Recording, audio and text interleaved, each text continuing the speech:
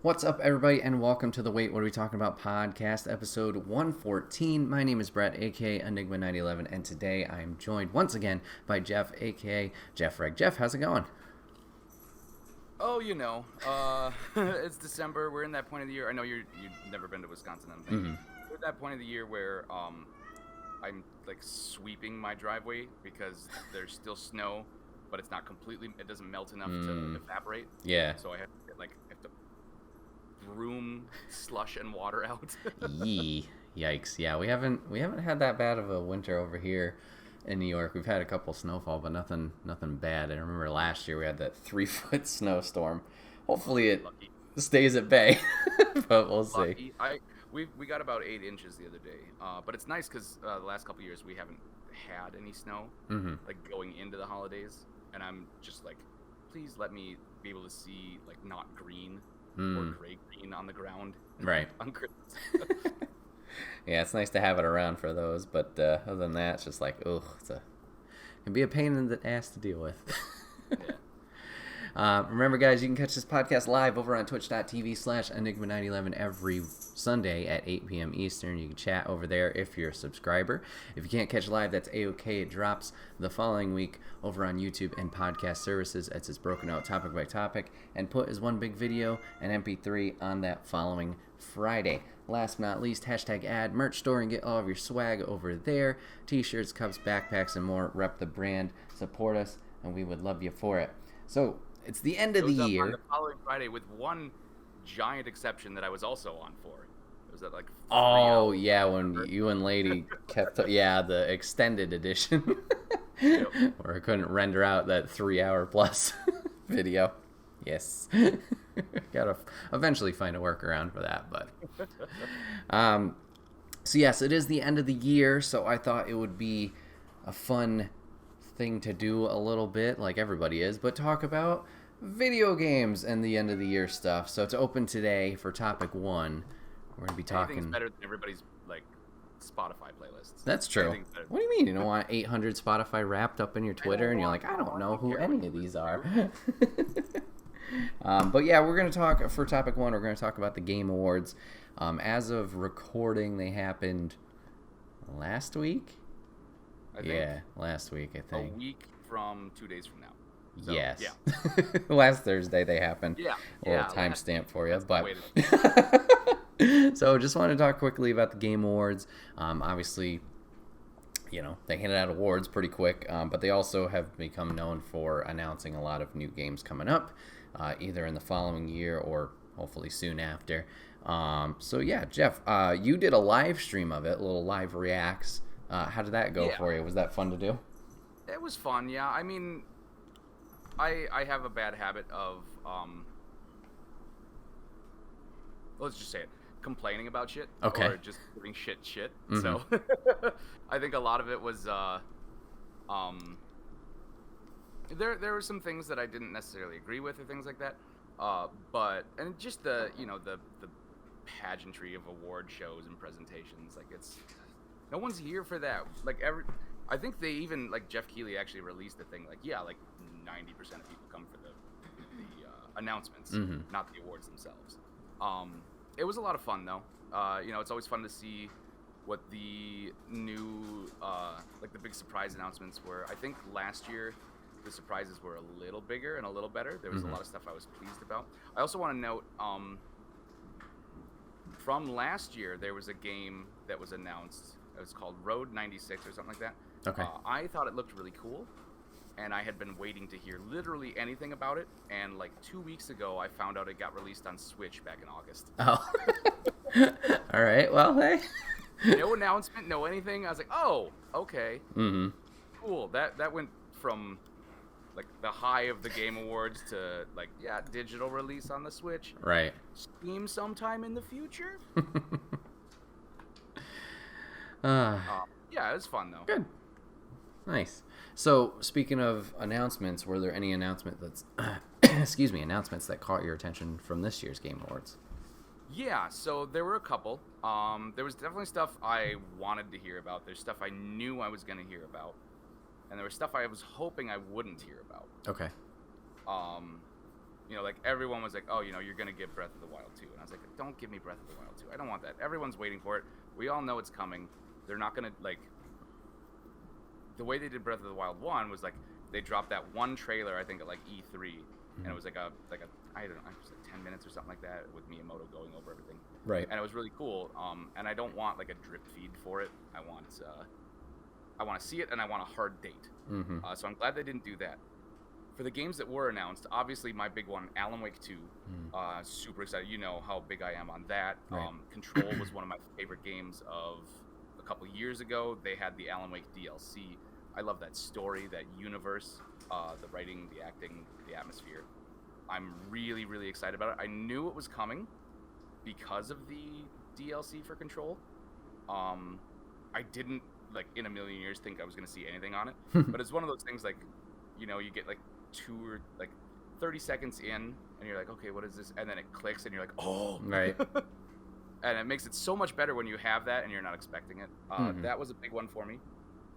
Really excited about that. There were some ones that I was completely not expecting. Plague Tale Requiem. I really enjoyed the first Plague Tale, although I really need to replay it because I did it a long time ago and I don't remember much of it. And I was kind of not paying attention when I played it originally because I was mostly concerned about not getting eaten by rats. Yeah. But I had a lot of fun with that game. I remember I need to redo that. I did not think it was going to get... I didn't think it did well enough to get another game, so I'm super excited about that. There was... Let's see... I don't think I'll play it, but that Matrix... the Unreal 5 thing? Yeah, I don't know if it's just like a preview for the movie or what. That looked really cool and interesting. It's always... I mean, any chance to see Keanu, you know? Yeah. So I was really hoping he'd do the, you know, the your... You're amazing! Yeah. Yeah. I was really hoping he'd just do that or reference it somehow. Mm-hmm. That was really cool. I didn't play it, but I watched someone else go through it. It's like 5 minutes. It's like it goes from cinematic to gameplay, like hops back and forth, showing off the new tech. It's like a playable trailer. Yeah, and then afterwards, it's just like an open world, so you can mess around with the physics. You can turn things on and off. You can see how like things will break eventually if, you know, physics were applied on them. Yeah, it's pretty nuts. It looks fantastic, but in reality, I'm like, nothing's coming out like this for still a long while. Like, it's cool to see, but ooh. It's the kind of thing like we can make this game if it's 5 minutes long. Right. I think my computer could run it. I'm pretty sure it could, but I haven't checked it out yet. I'm actually weirdly excited about that movie. I don't know why. I could just be like nostalgia and like going back to high school kind of thing. Let me see. There was... I mean, as far as the big announcements, Slitterhead looked really cool. Okay. It looked like a weird Japanese horror movie into a game. And it's a horror game, so I'm interested in it. You know, now that I think about it, like the actual announcements, there were a lot, but a lot of them are like not stuff I was super excited about. Oh, I know one. Senua's Saga. I remember getting that 2 years ago. It was the same Game Awards they announced the Series X. And I still haven't played the first game. I played a little bit of it, and it seemed really cool. But I haven't really gotten into it. I just did that one stream. Yeah. It seems like a really cool thing, and like the entire trailer, they're fighting a giant, which looks really cool. I'm excited to see that, but that comes with the caveat of I've got to actually beat the first one first. Well, I mean, yeah. I do. For my brain, I understand. I would do the same thing because I remember seeing that initial reveal and I was like, oh, okay, this is really intriguing. I mean, mostly that was a cinematic trailer, and then this one we got the mixture of gameplay. It was like in-engine, Yeah, it looks cool. I don't know if that upped my excitement level or brought it down, to be honest. Like, I just didn't know what the gameplay was from the original, so like I don't know, maybe it was just the pretty cinematics. Yeah, Like, oh shit. It's sort of, if you can imagine, sort of a slower, God of War. Okay. Like it's over the shoulder, sword based combat with a shield, and some minor dodging, but it's not as frantic. Okay. Frantic. All right. I don't know. It seemed honestly, with the exception of those two, it seemed like there was kind of we got a Wonder Woman game. Yeah, that was it showed nothing. Right. And I was like, okay, but you're essentially showing me a preview for like the steelbook cover of a movie release. Mm-hmm. That's all. You're just getting shots of her body, right? Which is not a great way to present a game about a powerful woman, right? Necessarily. I was hoping we would see something about the new Forest game, but they just released a trailer. Another trailer like 2 weeks ago. Oh, did they? Okay. Yeah, like an actual gameplay one. Oh. So I'm not surprised on that. Mm-hmm. I was hoping we would see something on the next Final Fantasy VII installment. Yeah, I don't know when that's gonna come out because they still got 16 they're working on too. So it's like yeah, or that even. Right. Well, we got Forspoken from them. Also, I don't have a PS5 yet, and I'm going to have to I'm going to have to replay the entire game on PS5. Oh, 7. Because they're going to stop. That game's going to take years. Years to get the whole game out. Mm-hmm. They're going to stop supporting PS4 eventually. Before the whole game. For sure. I mean, yeah. At least with the PS5 version. The worst thing to do to the early adopters of the game. Mm-hmm. Here's the first 3/4 of the game. Don't support this console anymore, though. Mm-hmm. Yeah, at least with the PS5 version, you will have the integrate stuff with Yuffie to play through, so that's nice. Yeah. Among Us VR looked cool. Right? That was out of nowhere. I was like, oh, shit, yeah. Okay. I feel like I've seen games trying to rip off Among Us in VR. I've seen a couple of them on Steam before. Never checked any of them out. They tended to be like, it's Among Us, but it's more realistic, and it's in VR. It's nice to see Among Us turn around and rip off the people who are ripping them off. Right. Sonic Frontiers, as an kid who grew up with a Sega Genesis, I'm always kind of excited to see a Sonic game. Mm-hmm. The last 4 generations of consoles, though, they have not managed to figure out a way to do either 2D or 3D Sonic in a way that I'm happy with. It's always too fast that makes it impossible to control, or there's some weird gimmick. Or the only way to make the 2D one work is if you make it full pixel, because the 3D or 3-dimensional 2D games, the controls were always really floaty and weird. I think there was actually on PS3 like Sonic the Hedgehog 4. They released like part 1 and then they just abandoned the whole game. The Sonic movie, though, that looks really cool. I was excited about that. I went to see that with Willow in the theater, and I'm excited to go see the next one. Nice.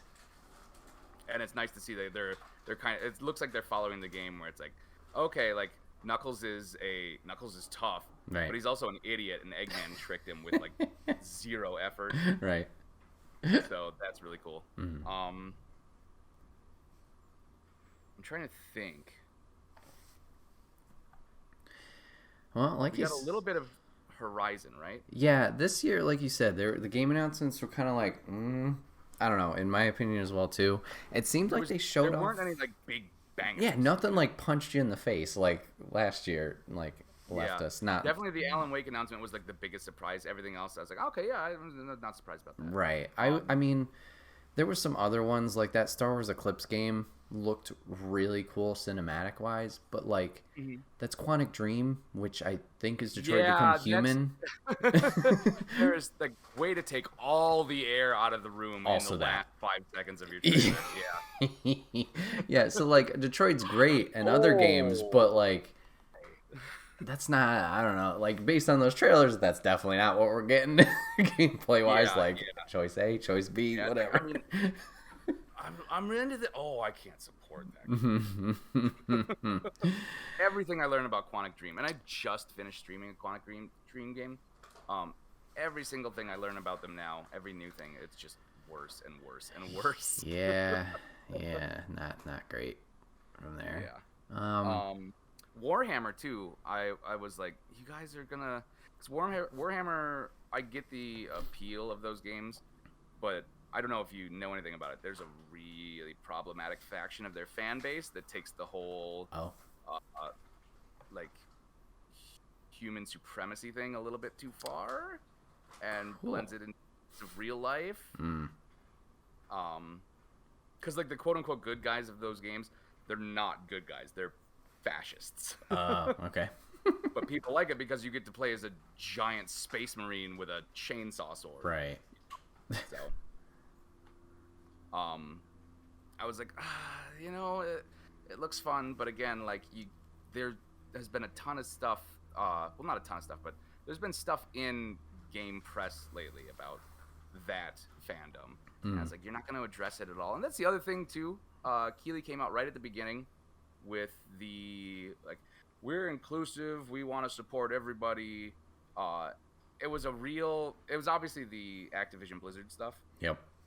But it was a real just like, we're going to address this without addressing it because we want to keep this business relationship. Yeah, it was a mixed bag. Like, it was nice that he did that, especially right off the bat. Like, I felt that was important, especially obviously with all the Twitter flack and all that stuff that he got from his original announcement. But like, yeah, it did seem very kind of half-assed or like almost enough. Like, yeah, it was a PR. Like, somebody in PR wrote that. Yeah, and it's unfortunate. I mean, especially just because obviously past experiences where, I mean, even this year too, we're still like, fuck Konami. Like, it was about obviously Kojima first, and now it's still about Silent Hill. We'll get digs in here and there, but like, no, these though, and this is gonna come into something we talk about later, but like, there's rumors about a new one. Yeah, which was another thing. So obviously they had the background, on the stage. There's this big snake-looking thing, and I'm like, why is this? This seems out of place. There's got to be something with this. And then they changed it a few times later, and then we got nothing from it. It was like, okay, not that I even care about Metal Gear all that much, but Yep. Yeah, you never even played any of them. What are you getting worked up about? No, I just was like, that's... Brent told you to play that like 3 years ago, and you still like everything you guys have told me to play. But it just, I'm like, this seems out of place. I'm still waiting for a way out. That's, at least you've redeemed your channel points. We have a plan, and it's coming soon. Don't worry. But yeah, it just seemed out of place. Like, here's a fucking snake on the wall. Yeah. I don't know. Yeah. Yeah, I mean, I guess that's really it for my, like, the things they announced that I was excited about. Like I said, they showed a little bit of Horizon. I'm excited to be that. Is it coming out on PS4 though? Because I really don't. Yeah, it's both consoles. February something. Like, one of our vehicles just imploded, so we just had to buy like a new, like, spend $25,000 on a new vehicle. I'm not getting that console. I'm getting it, but I'm gonna get in a lot of trouble. But there's no way, there's no guarantee, and I got to play the first one still. So. Yeah, that one is cross-gen, so it's PS4 and PS5 they're making for. But there was nothing new. It was like, okay, it's gameplay, but this is all gameplay that was in the first game. Yes and no. There was a lot more. Really, the only thing robots. I remember is her sneaking through the tall grass and then grabbing somebody from behind. It's like, okay, so it's an Assassin's Creed. So it's kind of what the first one was, but with robot dinosaurs. But it was stealth combat, towers unlock the map. Yeah. I mean, you can mix it up. That game structure that was really popular, right, for a few years there. For sure, that everything was doing. Yeah, the gameplay looked great. I mean, yes, I agree. Like, we didn't need to see more, and I felt that was a lot of the Game Awards this year was like stuff we had already seen. But yeah, Horizon definitely has me stoked. That trailer showing off the new robots that we're going to be going against and the different environments, and then I think also in that trailer, but other footage they've released of like combat and the abilities you're going to have, just like, ooh, this looks pretty and fun, and I'm excited. So yeah, there was a Dune game that was announced. Oh yeah. Obviously, the the movie came out, or the first part of the movie. Right. What should have been like the first half hour of the movie that was stretched out into like 2.5 hours. Speaking of ridiculous movie things, I just found out there's a like 5-hour version of the Hateful Eight. Oh. On Netflix. Huh. Okay. They split it up into episodes. It's ridiculous. But yeah, like I enjoyed that movie. I liked the Dune books. I liked Sting in the original movie and Kyle MacLachlan, and that's about it. There was a 2004, 2003 sci-fi miniseries that I enjoyed.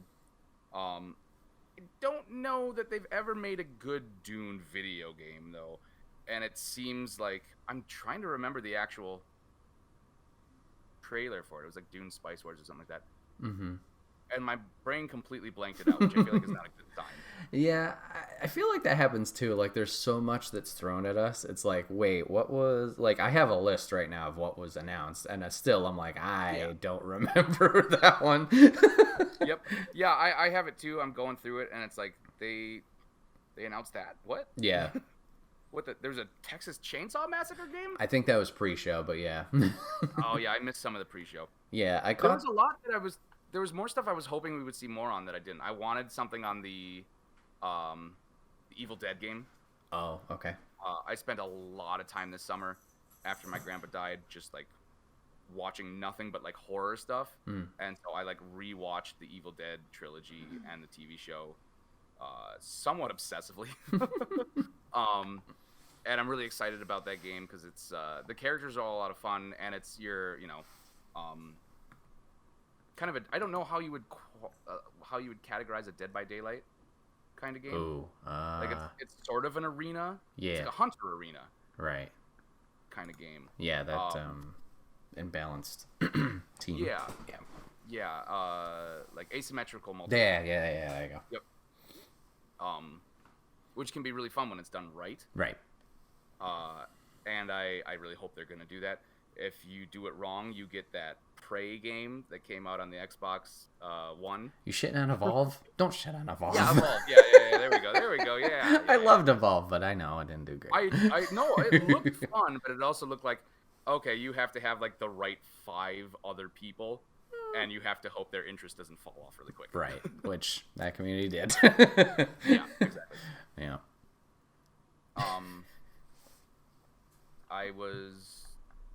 I can't even remember what else I was hoping for. Metroid Prime 4 I wanted to see. I know we just got Dread.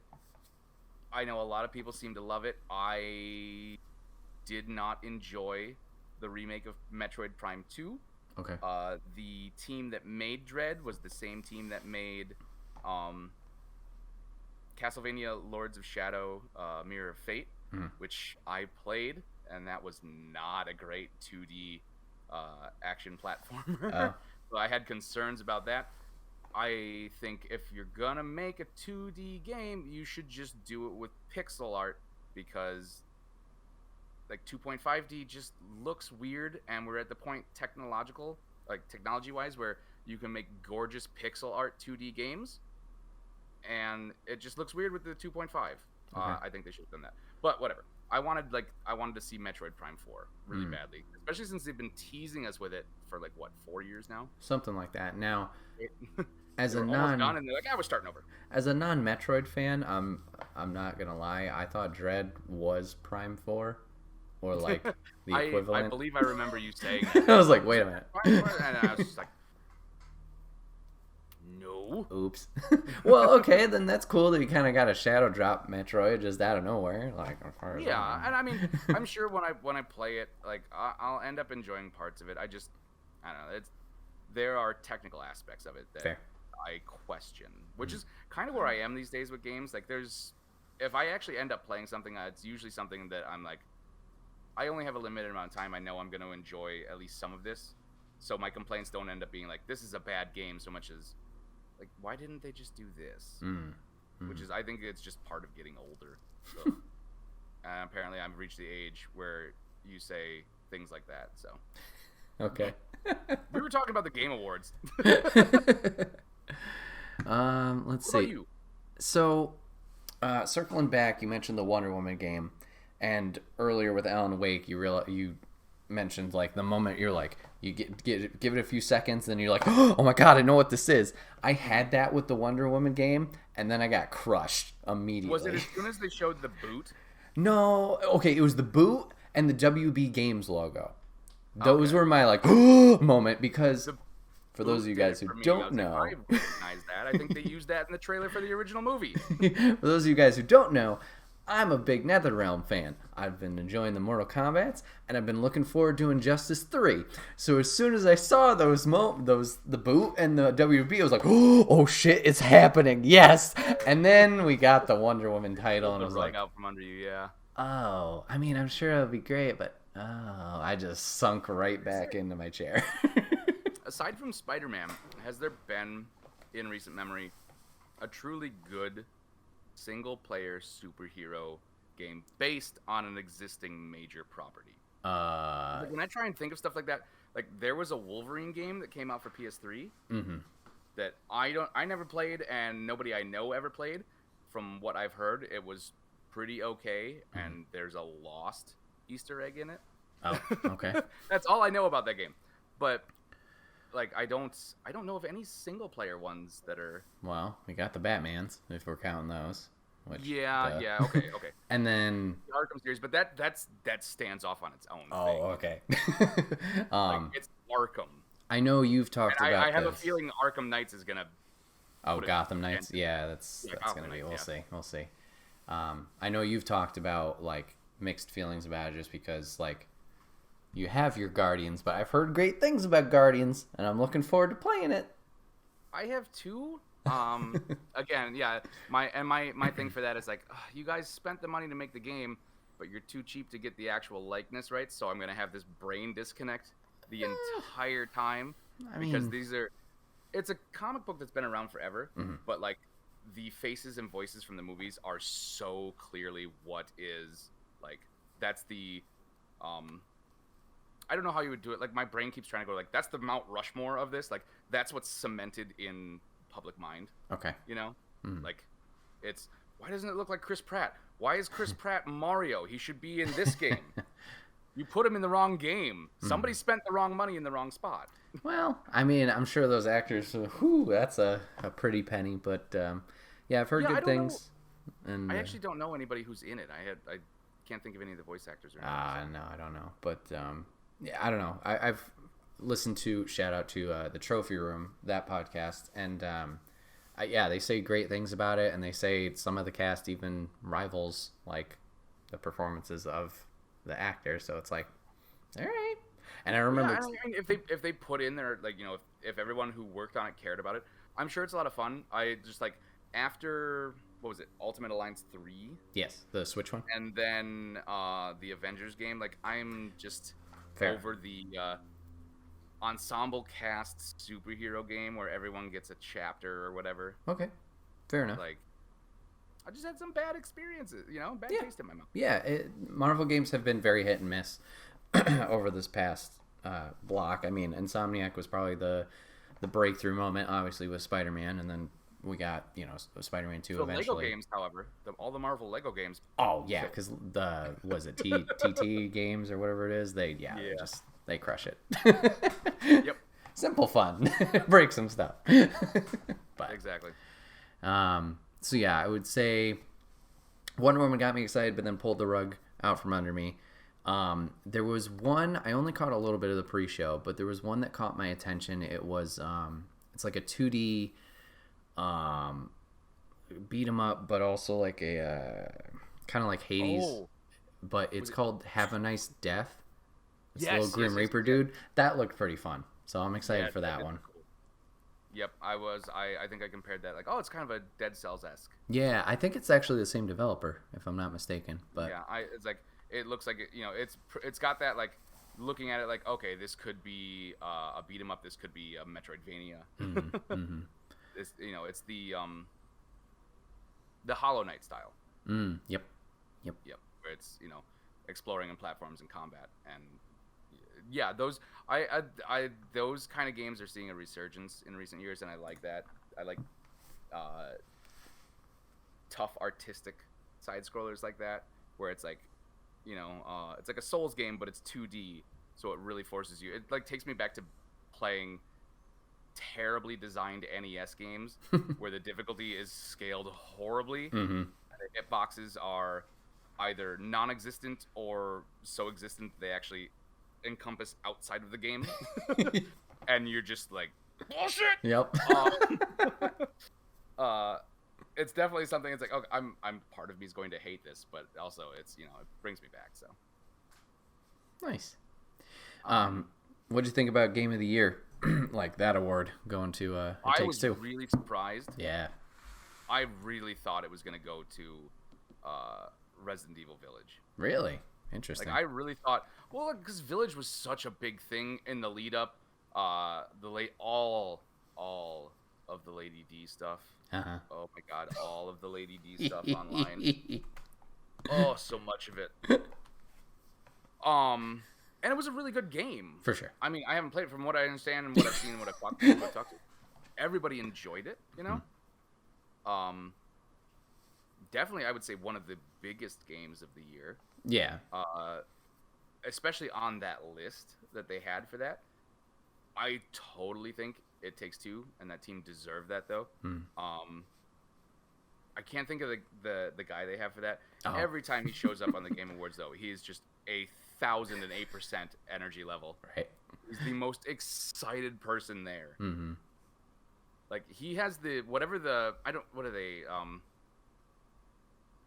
I want to say Icelandic, but I don't think that's it. Whatever the northern, like, Scandinavian, Norse, European area, he's like the excited Japanese schoolgirl version equivalent, of that. Yeah. He's just so happy and excited to be talking about this thing and have somebody looking and listening. Mm-hmm. And they put a lot of work into their games. And I feel like It Takes Two, like, there was, in the lead up to it, there was a lot of interest. And then when it came out, you didn't see much of it. I didn't hear a ton of stuff about it after it came out. I didn't see a lot of people playing it necessarily. Because I think it came out right after Balan Wonderland, and I heard way more people complaining about that than anybody even talking about It Takes Two. And then it kind of started to build back up. Mm-hmm. And I really did not think that a 2-player co-op was gonna win. Right. But I love that because that's showing that people are, like, starting to. Obviously, not everybody did this, but couch co-op is starting to come back. Mm-hmm. It seems like, which might be a result of the pandemic. True. People just sitting together and playing a game versus everybody being tired of talking through a microphone. Yeah. They always put a lot of work into their games. You would know this if you played A Way Out. Soon. And that game touches on some heavy shit, too. Yeah, I've heard that, and it intrigues me. Yeah, they present it. It's one of those games, like, if I could get Sarah to not fall asleep at, like, 7:30, I'd have her on stream to do it. Mm-hmm. It's an interesting game, and I don't think there's ever been a game of the year in any media publication or anything like that that's been, like, it's a 2-player co-op game about toys and divorce. Mm-hmm. So I was really cool, and I was really happy for them. Nice. Well, I think that wraps up the Game Awards and Topic 1, so we're going to be moving on to Topic 2, and we're going to kind of be doing our own Game Awards. Not really. We're just going to be talking about Game of the Year for 2022 from a personal standpoint, but then also our personal Game of the Year that maybe we just had played the most or got the most out of, regardless, obviously, of launch year. I think you just did the same thing twice. You feel like I said the same thing twice? Same thing twice in 2 different ways. Okay, my apologies. Let me redo this. Our personal Game of the Year, and then our Game of the Year. I did say personal game twice, yes. Okay, so we will be doing 2 choices independently for me and Jeff. We will be picking a game from 2022 that we think was our favorite, the top, that released in the year 2021. I said 2022. Fuck, I am ruining this. You're doing the whole lead up to this too, though. So 2021 you're just done with this year. Game of the Year released in that year. Let it be January already. And then the other one will just be a personal game that we had played the most this year or had gotten the most out of this year, regardless of release date. So maybe something we either replayed or played for the first time that we had missed, whatever. So 2021 release, anytime release. Okie dokie. So we're going to start with the 2021 games. We'll start with that. Kind of talked about, obviously, what we played from this year's releases, and then eventually get to what our top was. So I was kind of talking with Jeff before the show started, and I was like, man, looking through this list, I feel like I haven't played a whole lot that had come out this year. I talked about it last topic, but Guardians I still have not played. Looking forward to that. I haven't played Returnal. I watched some of it. It seems interesting. It Takes Two I haven't played. There were some big names, obviously, from the Game Awards standpoint that like were nominated for things that I haven't played, so I don't feel like I can give an accurate like choice there. But from the ones I did play, at least I went through and listed a bunch. The new Pokemon Snap, I played that. RE8 Village, Knockout City, Chicory, Ratchet and Clank, Pokemon Unite, WarioWare Get It Together, Deathloop, Nickelodeon All-Stars Brawl, NBA 2K22, and then Mario Party Superstars, and then I haven't played it, but have watched the entire game through, was Inscription. So, wide variety there. Bugsnax? Not fond memories of Bugsnax? Bugsnax wasn't released this year. Wasn't it? No, that was, oh boy. Doesn't matter. I was teasing you. I did play Bugsnax this year, I think, but that was not this year released. Yeah. Okay. Yeah. Yeah. So wide variety for me. I got a couple. Yeah, I got a couple standouts that I really enjoyed. We talked about RE8 Village at the end of the last topic. I thought Village was fantastic. It was a really good time. Fun to run through, more action orientated than compared to like a 7 where it's that like stealth survival horror. But in some ways Village kind of fell a little bit flat, I felt. You mentioned Lady Dimitrescu, tall lady, like marketing and announcements, she was front, like she was the main figure and everybody was excited for that. Her portion is fun. Is great, but is like a quarter of the story. Like she's the intro boss. Yeah. I thought that was really funny because it was such a build up and everyone was so excited. And I was like, and lead up, I was like, you know, you guys are gonna have to murder her, right? Right. There's no happy ending for your thirst. Right. Situation. And then she just ends up being like the tiniest portion, the first one shuffled off to the side. Which, like I said, her stuff was great. That being said, the marketing team knew what they were doing. Oh yeah. Yeah. They 100% knew what they were doing. Yeah. So her stuff was great, but then from there, like each of the other characters were not as great. Yes. From what I understand, and again I haven't played it. Mm-hmm. Village, the Lady D portion is that game's Biohazard. Going around the house, looking around the bakers, and then it shifts because apparently they had so many complaints about the game being too scary. It shifts back towards the action segments of 4, 5, and 6, and then it's more about you get there's less focus on the survival horror and like what's around this corner. Is there gonna be something that jumps out at me as so much as okay, where's the next wave coming from? Yeah, in a way. I definitely, when you kick off the game, it definitely starts like action, like waves of bad guys that you'll deal with. And then, I'll agree, it does go by more Biohazard when you're in the castle with Lady D. The next pillar or quarter, whatever, that you're against is very horror-centric. Is that the...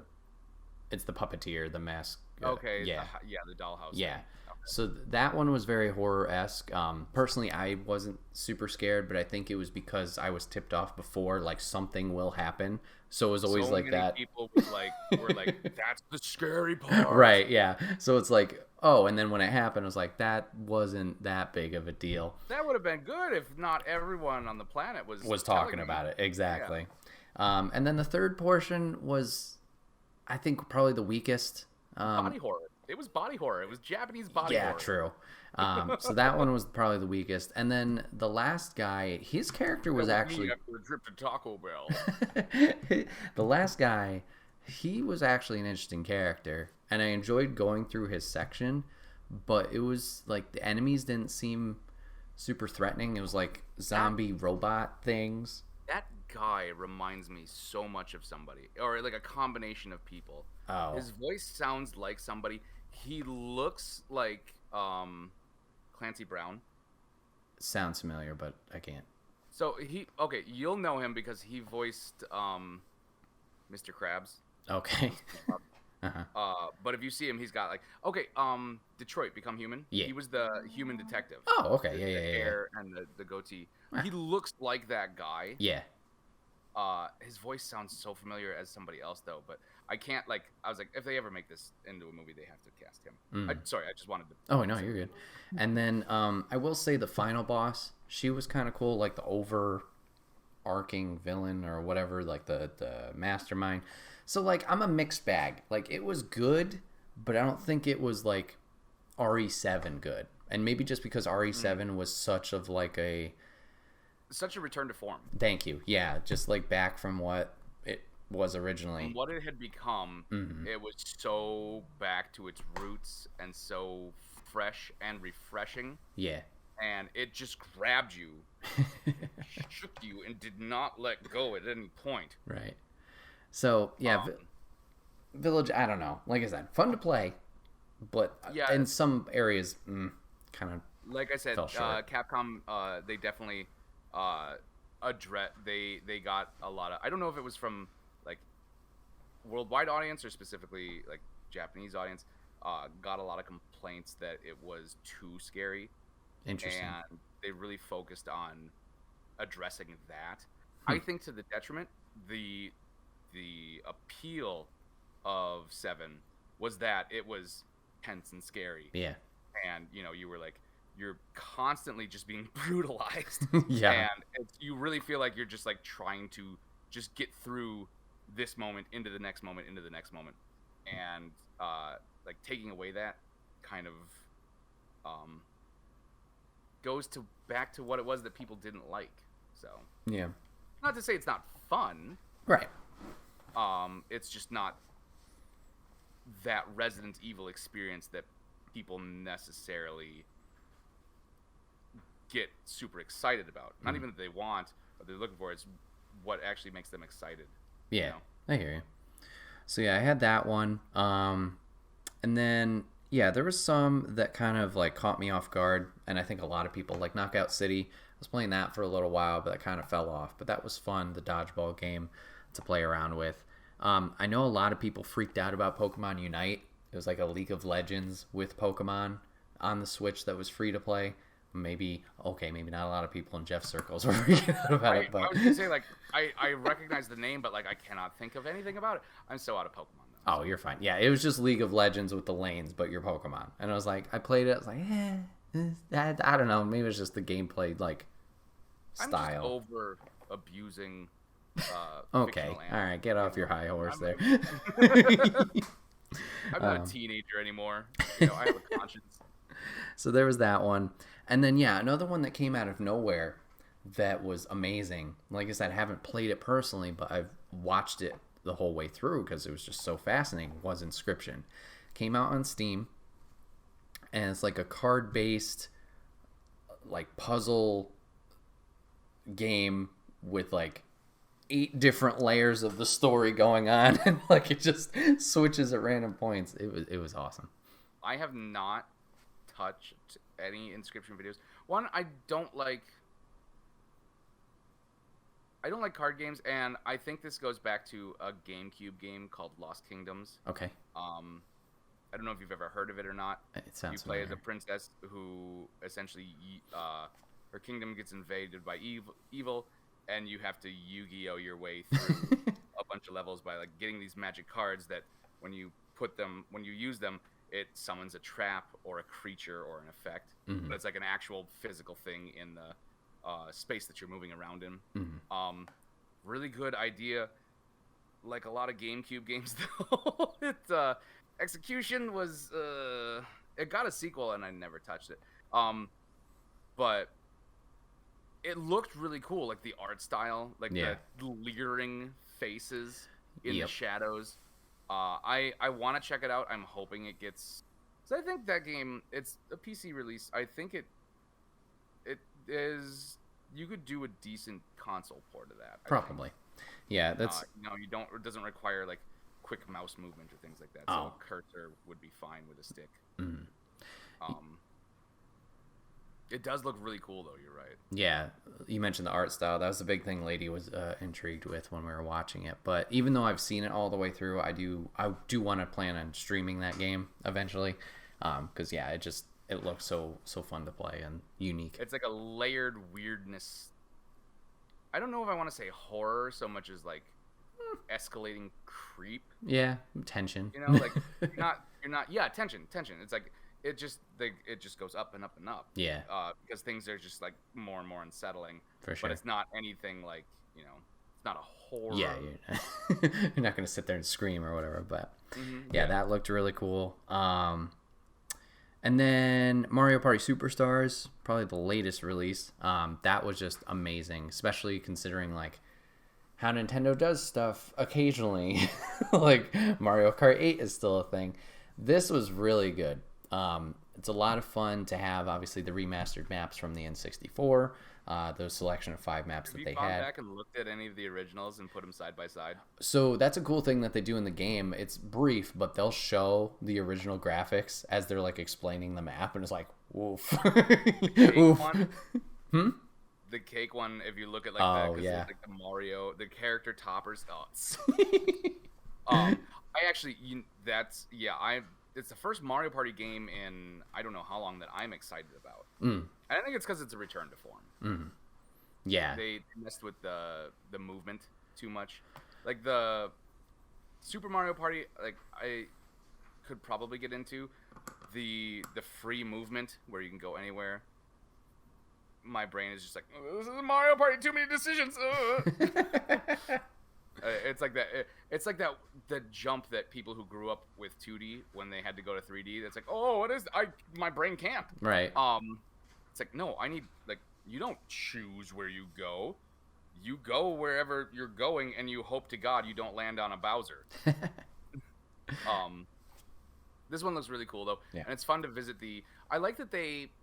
It's only the first 3 games, the N64 games. So yeah, there's 2 maps from Mario Party 1, 2 maps from Mario Party 2, and 1 from 3. Best Mario Party is Mario Party 2.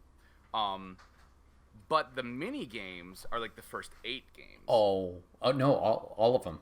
There's some even from 9. There's some from. I don't think there's any from Super, but yeah, from 1 to 10, and maybe even the DS one. There's games included. Because there's been in my opinion, there's been a drop off on board quality. Like I feel like every new game that comes out, like there's fewer board. Like what Super Mario Party had, 4? I think only 4. Yes. That's a crime. Yeah. Like at least include one unlockable one that's extra hard. That is one. Bowser Land? That is one thing I will say is a detriment to Mario Party Superstars. Is there's no unlockables. There's no unlockable characters. There's no unlockable stages. And they haven't had it for a while, right? No, I think Super had a lot of unlockable characters. You had to do like certain paths for DK.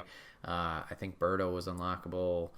I don't think. No, I don't. Maybe Shy Guy, Monty Mole. I don't know. They had a few that you could unlock. No one needs to unlock anything about Birdo. Birdo can stay locked. But yeah, Superstars, they didn't have anything unlockable. You can unlock stickers that you can use in game to taunt people. You can unlock like the original soundtracks, which is kind of cool. I'll admit that. Oh, those MIDI sounds. And then like character profiles janky coming out of a modern TV as they sounded out of a CRT. Yes.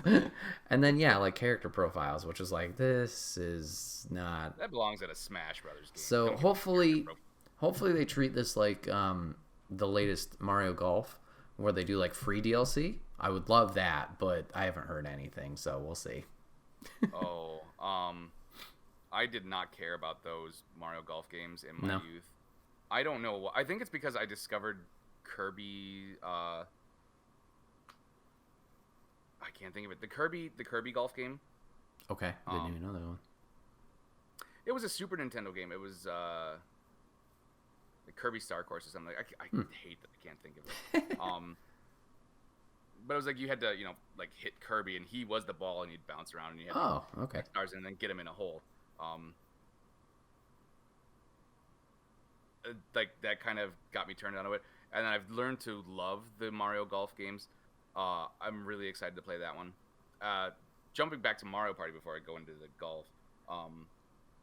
Like I said, if they're not going to include extra stuff, I'm glad they at least go back and give you the favorites of the old stuff, as opposed to like, it's a new thing, but there's nothing special about it, Right. Like parts of this have been done in the other ones. Like, yeah, okay, fine. If you're not going to give me anything new, give me the classics. I can appreciate that. Yeah, the golf one though, like, I want to play that. That looks fun. I don't like that it seems to be like a speed course kind of thing, but whatever. Oh, that's only certain modes. Like you can play Is it it? traditional. Okay. Yeah, you don't have to do the super rush mode or whatever. I have to look that up because you and Lady I feel like would really enjoy the Kirby one. The Kirby one. Well, while you're looking that up, On the it's on the. I don't know if you guys have it. It's on the. I believe it's on the SNES Mini, Oh yeah. and it should be on the Switch Virtual or whatever they call the Virtual Console. Okay. On the. Oh, yeah, I'll have to check that out. Let's see. Some other shout-outs just quick. Pokemon Snap was a lot of fun. Like the different environments. I liked how they switched up the levels. Like you would take slightly different paths, obviously like the original one. Something that they didn't do from the 64 was like the different little puzzles or like really hidden ones, I feel. Maybe I just haven't found it. But that felt a little lacking, but I did really enjoy the amount of Pokemon that were around variety-wise, and just like it wasn't one Pokemon. It was like, oh, it's like actually living. Like there's a flock of these birds or whatever. So really enjoyed that for a while. Yeah. Ratchet and Clank on PS5 was fantastic. I wouldn't put it. I know it was up for Game of the Year, I believe, or at least something. It was up for some award. I don't know if I'd put it in that category. I think visually it was stunning. Like it looked insane. Like especially coming from the movie that we got years ago. Like seeing that. I think I watched that, and that's the most I've ever seen of a Ratchet and Clank. But seeing that, it was like that quality, and it was just insane. Like them obviously transitioning from cinematic to gameplay, like no difference in image drop or quality there. Gameplay was fun, story was good. The new characters that they introduced in Rivet, and I'm forgetting the robot's name, but they were really cool. Isn't it Clank? No, Clank's Ratchet's robot. Kit is the new robot. Well, yeah, because it's different dimensions, Jeff. It's different dimensions. You need to have Lord. alter egos. Explain the complete history of Dragon Ball while you're at it. Okay, well, you start with Goku. He hits his head on a rock. So, Ratchet and Clank was great. WarioWare was pretty fun. That's just fun, exciting multiplayer chaos. And then the surprise one, I haven't played much of it, but Nick All-Stars Brawl, actually kind of good as a fighter, and Smash clone. Is it fantastic? No, but it runs pretty well. It's fun. So, yeah. I'll never be able to play WarioWare because of your extra life. Oh yeah. Every time I play it, I'm gonna be like, Enigma needs to be here, trying to get his cheeks to clap against his heels. The squats, oh boy. Get that. Yep. Yeah. Oh, and then I guess I do have two more. These ones I've just started playing recently. But they're both fantastic. Are we still in release this year? I am still in release this year, yeah. Okay. Sorry. Going through all of them. I just want to make sure. Yeah. So yeah. We started talking about N64 games. Yeah, we did go on a tangent. So released this year, two that I've started playing recently that I have enjoyed heavily of both. The first one is Deathloop. Deathloop I got back into recently. It's just really fun to play through. Obviously, with Dishonored, like, you kind of get your choice of play style in a way. Obviously, Dishonored has a little bit more of repercussions with, especially one, obviously the plague. If you go too violent, plague will spread, etc. Mm-hmm. This one has the choice of freedom of playing either obviously stealthy or just going all out and violent, but doesn't have that setback that I feel Dishonored has, where like it limits you because of those, Well, because it's a time loop game, right? So, Yeah. and no matter what you do, it only takes place over like a single day. That's true. Whereas the other games, it is a Span of narrative time. that extends through what you're playing and into the future. So yes. True. Never thought of it like that, but yeah, I do like that freedom, and it's been fun. Why would anything you do matter if you Well, if it gets rewound? But has been The whole fun point of Groundhog Day. just to sit down and like really absorb the entire world, because I think the basis of it, but you're trying to escape the loop, and you have to get rid of all these different visionaries, and you have to kind of make this plan of like, how can I capture them in that 24 hours. It's like a Hitman level, right? Yes. Made by Arcane. Like, you're on a party island that's stuck in a time loop, and you have to figure out how to take out specific targets by the end of it. Yeah. Yeah. So it's like the worst. It's like the hit from whenever they rebooted Hitman. It's like the level I hated the most because there were like 5 targets. So but yeah, you loop time. So it's been fun to go through and pick up all the different information about obviously the visionaries and about the island, figure out what's going on, tactics obviously to take out the different visionaries and where they'll be. So it's been fun going really slow and just like taking my time, but to nitpick through everything. But then also, when something does happen, I don't feel like I fucked up egregiously if I have to get into combat. It's like, oh, okay, do my thing. So, yeah. Arcane is very good at, I'm going to call it set piece sandbox. Okay. It's like the Predator sections of Arkham Asylum. Like, it's very structured, but you have 8 million options. And you can adjust and watch and learn. They're very good at those. Yeah.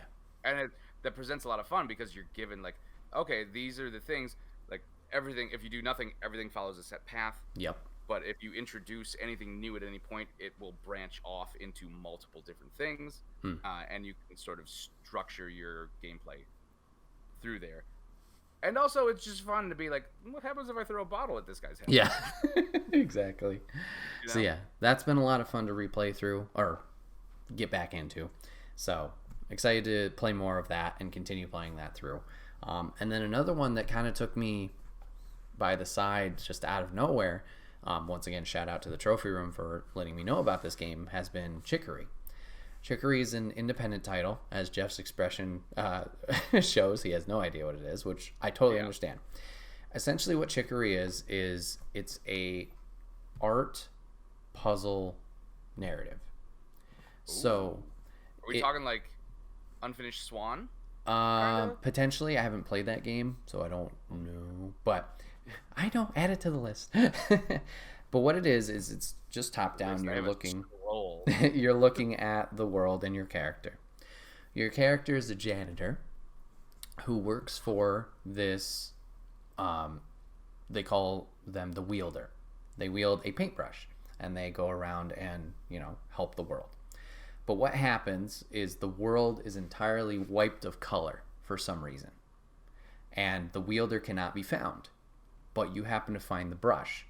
So you pick up the brush yourself, and you take on this responsibility of like, you know what, I'm going to help out, I'm going to make things better, and I got to find the wielder and get this back to them. And essentially the whole game is you learning about the brush and your abilities, but you control 2 characters. You control your character, and you control the brush. And you're using the brush to figure out puzzles, platforms, etc. in the world and help people around. It's been really fun. Dialogue is cute. The characters are adorable. And then also just like figuring out the puzzles of like, okay, if I use the brush this way, I can get to certain areas, or I have to use the brush for certain combat against bosses, etc. It's been a lot of fun. And it's kind of also zen too, because of obviously the world is black and white. You can paint anything and everything however you want. You want to get up close and do details, you can unlock different brush styles and textures if you wanted to do that. Or if you just want to go in and just be like crazy, just like splotch here, fill this, do this, you can do that as well. It's been a blast. It's been a blast, and I just really enjoy the story they're telling. Yeah, It's really called good time. Chicory? Chicory, yeah. Chicory. Really good time. Yeah, that sounds really cool. It sounds like a mix of what was that Mickey Mouse game that came out last gen? Epic Mickey. Yeah. Yeah. Like where you have the brush Against Oswald. Yeah, I don't know. I never played it. I'm an adult. I don't touch this shit. No, it sounds like a mix of that with Unfinished Swan and the sort of narrative twist of that PS1 game, Moon. Oh. Where it's like you have the hero, the protector, but then they're gone or they're out or they're doing shit they shouldn't do, and it's you have to kind of take up the reins and fix shit. Yeah. That sounds really cool. I'm definitely gonna check that out. That sounds awesome. Yeah, it's a good time. So yeah, out of my list for my 2021 release, that was Game of the Year. Man. I'd like to say Chicory or Deathloop, but I don't feel like I can because I haven't finished them all the way through, if that makes sense. Yeah. So you like if a game tanks in the last quarter, that completely ruins the experience. Right. So, but I will say they are obviously high on my list because I have been enjoying them so much so far. But I think I will have to go, even though I've kind of talked it down earlier in certain sections where it falls a little bit flat or just wasn't what I was expecting. I would put RE8 Village at the top for my personal game of 2021. Game of the Year, whatever the hell. Ratchet and Clank was great. Visually, it was fantastic, but I don't think it really did anything different, like outside of previous Ratchet and Clanks. The dimensional travel was cool, and obviously how it functioned went really well. But I think RE8, like just the excitement leading into that game, and then it did deliver in certain parts.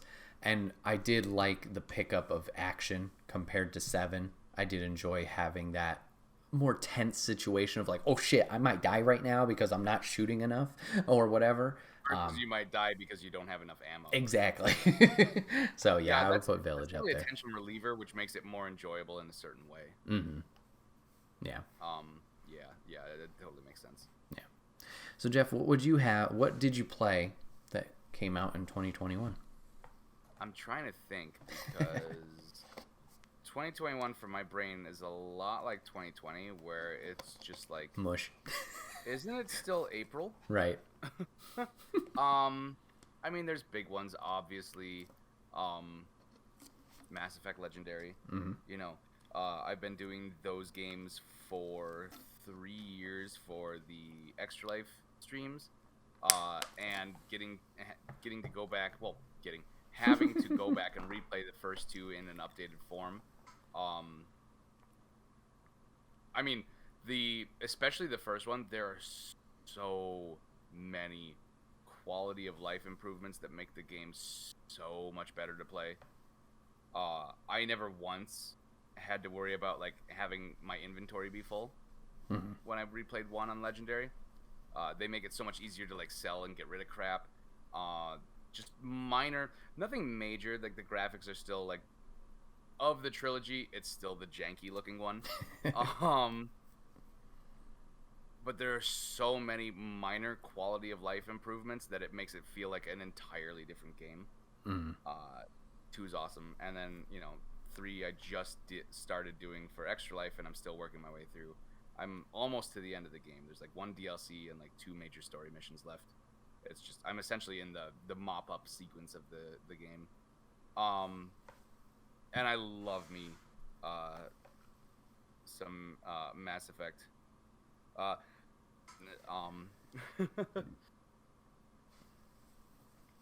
Sorry, I got distracted thinking about. I mean, yeah, I just love that universe, that series, the stories they have, the potential for stories to tell. And that's another thing I was hoping we would see at the Game Awards is some kind of teaser, because we had that one teaser trailer last year. Right. And I think there's been like one piece of official artwork, which I zoomed all the way in and dissected that. Enhanced. And I know Lady wants some more Garrus. Of course she wants more Garrus. Yeah, yep. So that's a big one for me. Although I don't know, because it's a remaster, I don't know that I could say it's my favorite game of the year. Okay. I'm trying to think. A really big one for me, although I haven't touched it since I beat it, was Medium. Mm-hmm. Which I got my Series X when it came out last year in November, something like that. Something like that, yeah. And I got Assassin's Creed Valhalla, which I did not play at all because I tried streaming it and my setup could not handle it. It looked patchwork and really crappy, and I didn't end up playing it at all. And that was, I think, one of the first major games I got for it. It was on Game Pass, so I didn't actually buy it. I've bought it several times since then, though, because I ended up actually paying for the digital version, and I got a physical release as well. That was a really fun team, and made by Bloober Team, who, like we were saying earlier, there's a lot of rumors going that they're going to be making the next Silent Hill. Okay. Which they've done. They did the Blair Witch game and Layers of Fear. Both of those. Yeah. Their That's their expertise niche. is atmospheric, scary, moody games. I think Medium got presented as more of a Silent Hill survival horror than it actually was, but it was a really fun story with a lot of good moments and a really interesting mechanic that I really, really liked. Exploring the world both as the physical character and her split off spiritual form. And there's the other characters in that game as well make it really worth it, because you have good guys and bad guys, and you see characters in the past, and the narrative all together is really cool, and how it wraps up is not at all what I thought it was going to be. It's really, really cool. I highly recommend it. I really, really, really want to see another one. I definitely recommend playing it with somebody who's spent some time in Eastern Europe, so you can figure out what some of the shit is saying. Oh, yeah. This is a lot of Polish and Russian. But it was a lot of fun. That's definitely up there for me. Another one that came out of nowhere, and you know what? Actually, did it? I have to check. I have to check real quick. Yeah, like you said, if I don't buy it physically, it's hard to remember when games come out. Oh, yeah. You know? For sure. Let's see.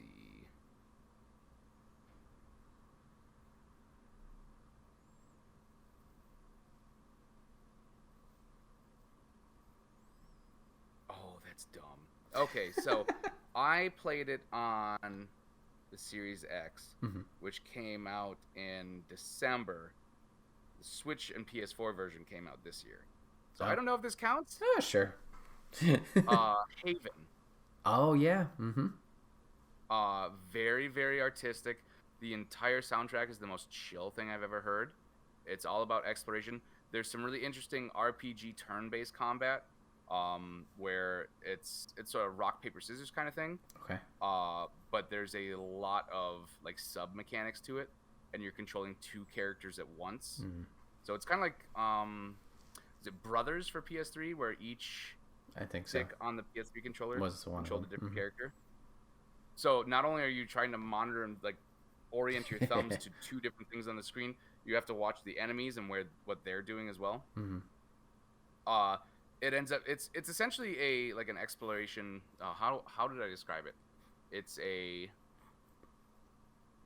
RPG narrative dating sim surf game. Okay. Set on an alien planet with cooking mini games. It's a lot of fun. It has I'll say more grown up moments without being gratuitous. The dialogue is really, really cool. There's definitely some moments where I was like, oh, this is translated from French or something, isn't it? It's a lot of fun. I highly recommend it. It's not a super long game. I think it's like 6 or 7 hours long. There's, I think, 2 different endings. There's still stuff I haven't unlocked or found in the game. I had a lot of fun with that. Just the way the movement goes, because you walk, but you have like hover boots, so you do that sort of like just lean forward and then glide around the ground. Yeah. Just doing that is super fun because it feels like there's no like you don't get like controller vibration or anything like that when it's going on, but it has that thing where like you're looking at it and you can feel it in your hands as you move the controls around. It feels really, really good. I'm trying to think what else came out this year. See, because I took a big break during the summer after my grandpa died, where I just didn't play any video games. And I really feel like there has been a dearth of, at least, I don't even know about compared to last year. You would think last year would be the year when there were fewer games released, but I don't know. It almost feels like there's the same amount of games or fewer released this year, but definitely way fewer than in previous years. Okay, yeah. Like, it seemed like there was a big release every month in 2019, 18, things like that. And it's really difficult to think, like, okay, what actually came out? What did I get? What did I buy that was new? Especially when you have, like, a collection like I do where you're still buying, like, Super Nintendo games and things like that.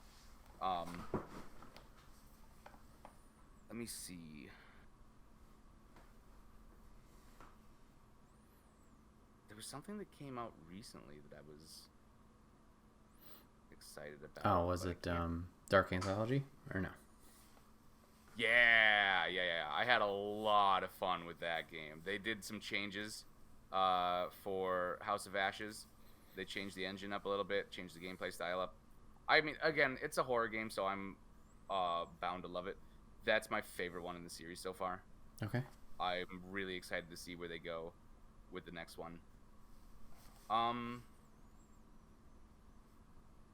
don't know. I think for me, my personal game of the year it's probably a tie between Dark Pictures Anthology and Medium, honestly. Okay. I'm gonna think of something 20 minutes after the end. Like we always do that. Like, oh crap! You need to include an addendum at the end. The post show. Edit in this grainy cell phone video of me ranting about something. Nice. I'm just trying to look at my game. Yeah, because it's I feel like the fact that not only is it difficult to get consoles, but because it seems like it's difficult to get consoles, I feel like that slowed the release schedule down.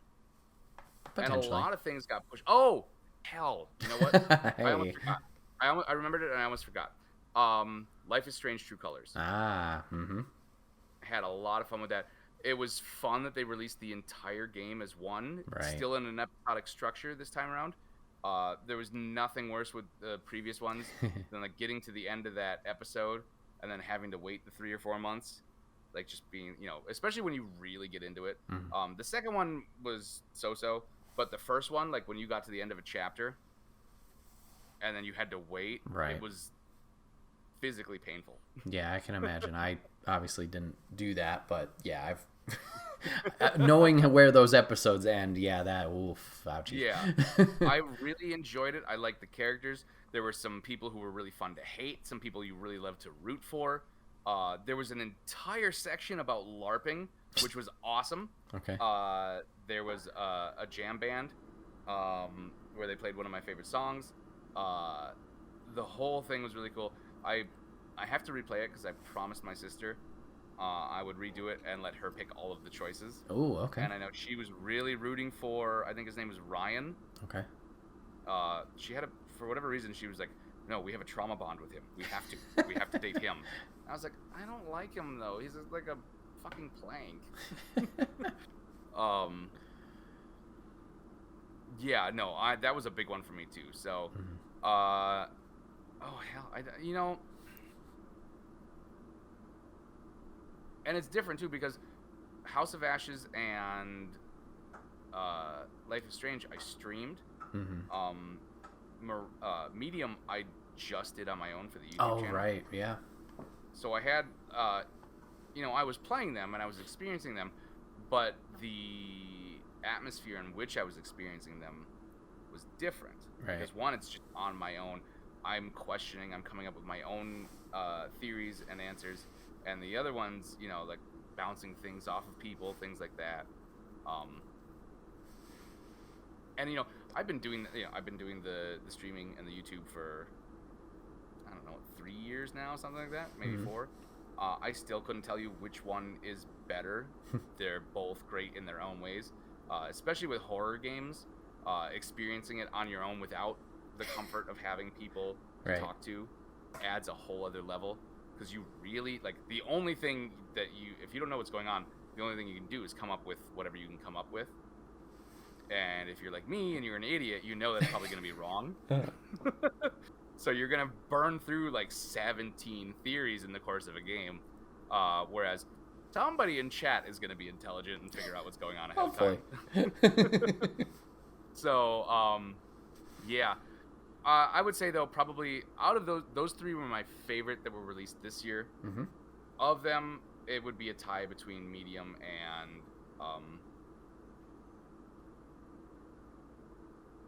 House of Ashes. Okay.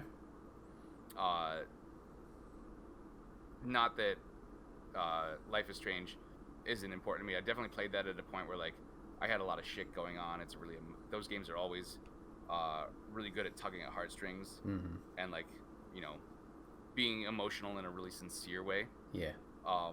But it's sort of based on everything that I was going through at the time. It's an important game in a way that's sort of private, and even if it was something I enjoyed, I wouldn't give it my favorite game of the year, because it's got its own special little spot. Yeah, for sure. So nice. So moving on to personal games we just have played a shit ton this year or just got the most out of. I know what you're gonna pick. Kingdom Hearts. No, but that's a good guess. Now there's been a few, obviously, that I've played a lot this year. Some of them are like ongoing games. So, for example, like Apex Legends, I was into heavily, it seemed like, this past year. I've kind of dropped off a little bit here and there with the past couple seasons, but I'm slowly getting back into it. But there was a time every week we were playing Apex, myself, Popograph, and Electric Wizrobe. And that was a great time, just playing with people. Obviously, Apex, solid gameplay and fun to play. Especially when you have the people to play with and party up with. Everything that other game was supposed to be, but wasn't. Right. Anthem? I don't even remember anymore. Well, Anthem was another train wreck of a thing. That's what it was. Was Anthem was supposed to be what Apex ended up. Right. Yeah. So yeah, Apex has been a blast, and then another one that's ongoing that Lady and I still play all the time has been Fortnite. I know Fortnite has, a mixed bag of audience, but, like, I don't know. It's just something about it that we enjoy jumping in. With the challenges, obviously chasing those down. And then progressively, we're getting good at the game, so we get some wins. So that's rewarding from time to time. Extra Life won't carry to that, but, whatever. That game has been a lot of fun, and obviously they got all of their crazy and zaniness over there, like Jeff mentioned, the fucking rocks in it now, so they need to make an Amazon or a Netflix show set in the Fortnite universe. It's so ripe for, like, an Adult Swim kind of, like, violent comedy. Where, like, it's like this, because it has actual characters, right? There are, like, characters from the very first season who are, like, actual defined characters in the whatever that game has for an overall plot. Right. Like, you could do that, like, as an Adult Swim show, where they're just, like, killing each other and, like they're back the next episode, like Kenny or something like that, I need that. The same way I will never play Overwatch. I don't care. I'm not good at those kind of games. I want, like, an Overwatch show or movie or something like that, though, because the universe is so interesting. Right. And it's not that the Fortnite universe is interesting. It's that it's so chaotic and random and weird that if you get the right team doing it, you can make something awesome out of it. Like, I'm talking like Axe Cop awesome, you know? Okay. So yeah, Fortnite's been a big one that we've gone to and played a bunch. But I'd say my personal game that I played the most this year and like took me by surprise was actually a game that released last year. And a lot of people talked about it. A lot of people were recommending it. And I was like, I don't know if it's for me. When I saw the initial trailer, I was like, okay, that seems okay. But yeah, not my playstyle. Has been Hades. Hades has been amazing, just like everybody has talked about. Satisfying game loop. A hell of a variety with weapons, enemy types, the power-ups that you're going to get each run that you go. Just makes everything fun and exciting. It's one of those games where it seems like you're playing for a long time, but when, for example, you finish a run, you look at the clock and you're like, oh my god, it's only been 20 minutes. Like, I don't know, that always blew my mind. Like, I feel like I'm spending hours and hours playing it, which, I mean, I did. If you look at the playtime on PlayStation, it's close to 100. I'm like, oof. But, like, each run, satisfying as each run was only 20 to 30 minutes. I'm like, shit, I can play a whole lot more. I don't have to go to bed yet. Like, something like that. Stupid. So fun to play. The story itself is interesting as well, what you're trying to chase after and learn and discover as Zagreus in this world. Just a lot of fun. I know it's not everybody's cup of tea, go through a run, lose everything, and then start fresh. But I feel it's like an isometric roguelike. Or exactly. It's not a roguelike specifically. The levels are defined, aren't they? I'm sorry? Are the levels defined? No. Or the areas? No. Oh, so yeah, it's a roguelike. Roguelike with Greek. Yeah. Yeah. It's isometric, yeah. Yeah. So it's just fun starting over, and like you do get stuff from each run. Obviously, you get the knowledge of the story, but you will be able to improve your main character, make him more powerful, whether it's health-wise, attack-wise, mobility, etc. So you do get the rewards of those runs from the past. It's just obviously, I don't get this lightning ability from Zeus that I had or whatever, but that's another thing that's fun too. I mentioned the diversity in gameplay, or the variety, is messing around with those different abilities and powers and being like, oh shit, this one's really good, or I don't really like Dionysus this much for this reason or whatever. But learning what skills and abilities work for you, and then also what weapon really is great. And that's the thing. There's like 6 or 7 different weapons, but then each of those weapons has like 4 different varieties. So you can even mess around with that. Like, I really like the bow for this reason, but this one over here, has a lock-on ability with my special that I don't have to aim anymore. That's awesome. I'm going to do that. Or the shield does this thing, or the spear does this. I don't really care for the spear. Like, just the fun of playing around with that each run. I don't know. It just keeps it exciting and doesn't, like, drag on. Even with dying over and over again, that game just, I should have listened to people earlier and played that game earlier. I imagine there's a lot of crossover, because I don't know what part of the human psyche it needs this, but it's like it tickles like the grind part of your brain. I imagine there's a lot of crossover between Hades and, I've never played either of these, Hades and the Diablo games. Oh, okay. It's like you go until you die to see what you can get, and then you see if you can get further. Hades obviously has more variation, more customizability in how you approach it. But it's one of those like, it's almost like the old coin-op games. You just play as far as you can to see what you can get done until you die, right. And then like, okay, do I have a quarter? In this case, quarter is, do I have enough time left in the day before I absolutely have to go to sleep or go to work? Yeah. So yeah, I would definitely put Hades as my top game for personal of the year. I just, like I said, I put almost 100 hours into it, and it was so much fun that I didn't expect I would be having, especially from seeing the initial trailer and be like, I don't know, and then playing it and just being overwhelmed by it. It was fantastic. It's definitely one of those games that the trailer does not do justice, because it doesn't. you don't get the same feeling. Some games you get the same feeling watching it as you get playing it. Mm-hmm. That one you gotta play though. Yeah. What about you, Jeff? What do you got from this year? I mean, for a game that I played this year that wasn't necessarily released this year, I said earlier I got Assassin's Creed Valhalla when I got my Series X. I did not really touch it until the summer when I took a break from streaming and recording after my grandpa died, and I think I've put maybe 150 hours into that. Nice. I have no idea where I am at the story. I know I'm not to the halfway point. Uh-huh. They just announced it's getting new DLC still. Oh, is it? I've burned through an entire DLC that took the entire country of Ireland is where I was, and then back to England. Oh. There's one where I have to go to France still. Mm-hmm. I stopped playing for a while because I stopped a little bit. I was gonna jump back in, but I jumped back in. They did a Christmas event. Okay. And I was like, okay, I could do this. But then it kept loading me into a thing where it would, where it placed me on the map, auto-started another quest. Oh. And I did not want to do that because it's like a mastery challenge kind of thing. I was like, I don't want to, nope, I'm not, okay, so I'm just going to wait till the event's done, and I'll come back. I put a lot of time into that game. I like I said, I streamed it a couple times. It was interesting.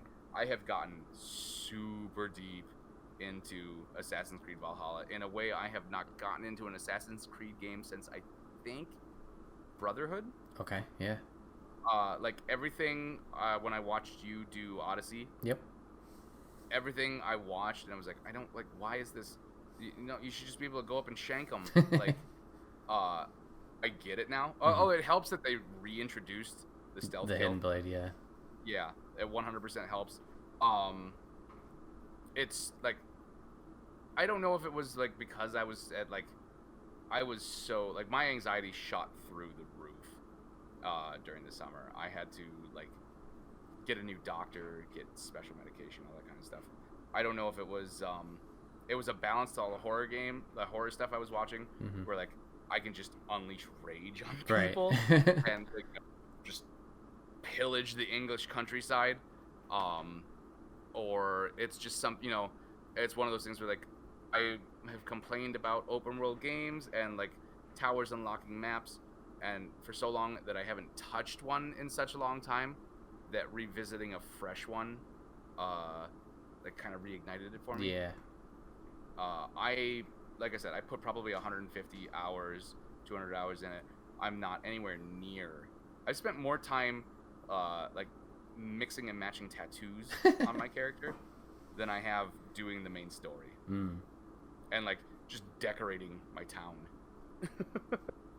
So that was a really big one for me. That was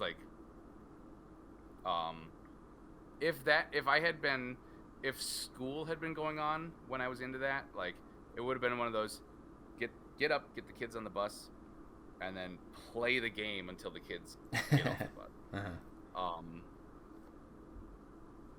Uh-huh. So that was a really big one. Another one for me that I had been putting off for a long time because I like horror games. I don't like feeling helpless. Visage. Mm. I had watched one person play Visage. I thought I had seen the whole game. I guess they played a demo version. It was only a part of a chapter. Uh-huh. I had a lot of fun playing Visage. I like spooks. I like scares. I like horror stuff. I don't normally like being helpless. That game it gave me just enough ability to defend myself. It was I just need to find a light source somewhere or something, and there was just enough horror, but it doesn't make sense to be good weird. Mm-hmm.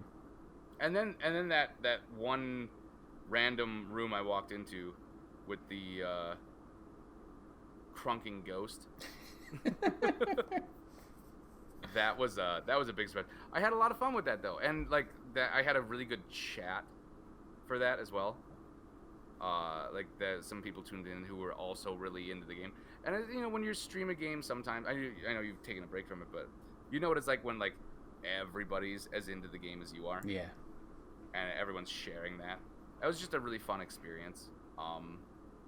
And it definitely was like, okay, I want to, I need to find another game like that. Still not doing Outlast. You can't pay me to do Outlast. I'll just crap my pants on stream for you, and we can skip the middleman. Let me see. Stuff that I got into. I mean, those are, like, again, Mass Effect, the remaster, like, it came out this year, but it's Mass Effect, so, you know, I got to revisit some of my favorite games ever. I'm trying to think. Oh, there was one. I had it on my head earlier, and then you said something really awesome, and it distracted me. Oops. And of course, Ollie's blocking my game shelf, and I can't see it.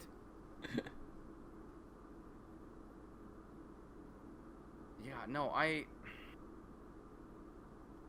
think overall it probably has to go to Assassin's Creed Valhalla, just because that's the game I spent the most time with. Yeah. And I'm really surprised I spent as much time with it as I did without burning out. I definitely, finally, I think, mid-September, like starting in July, mid-September, I was like, okay, no, I can't for a little bit. But I spent a lot.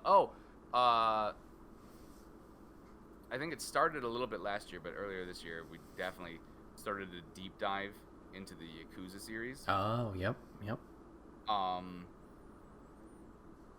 And there's no real way to sum those games up. No. There's no. It's from one point to the other. It's too, like, just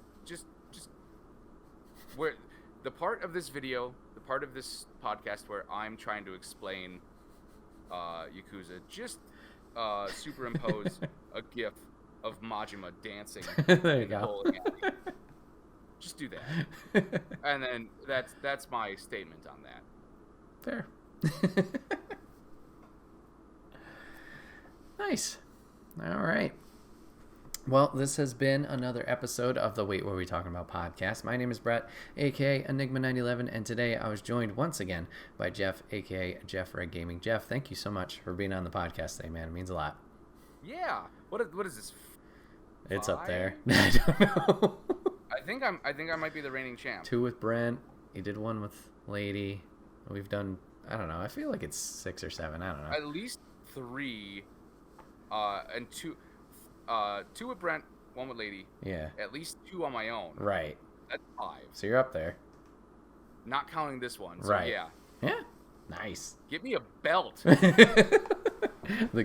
podcast guest champion. Yeah. There you go. Next time I come on, I'm going to have a crown. There you go. That's going to be a tiara I stole from my daughter. Perfect. But it's the same thing. Yeah. You guys can catch this podcast live over on twitch.tv/Enigma911 every Sunday at 8 p.m. Eastern. You can join the chat if you're a subscriber over there. Join in the conversation. We'd love to have you. If you can't catch it live, that's A-OK. It drops over on YouTube and podcast services the very next week, or it's broken out topic by topic and put as one big video and MP3 for your amusement. And last but not least, #ad merch store and get all of your swag over there. T-shirts, cups, backpacks, and more. Rep the brand. Support us. It'd be greatly appreciated. Jeff, once again, thanks for being on the show, man. Appreciate it. Yep. We'll have to see Anytime. what kind of crazy games we get into in 2022, now that I know my years. And I mean, yeah, I can't even. I haven't enough time remembering what came out this year. Are there any more releases? I don't think there's anything. This year, like, Halo just came big out. or minor. I mean, I still haven't played the first one, so. Oh, fair. I don't know. You said big release. I'm trying to think. The file size on that Halo Master Chief Collection is ridiculous. So. Yeah. I don't know. I don't think there's anything wrapping up the year, really. But we'll see. We'll see. They stealth dropped the new Breath of the Wild. God! Oh, goodness. Chat, thank you. Or viewers, thank you guys for watching. Thank you guys for giving this a listen. And we will see you guys on the next one. Take care.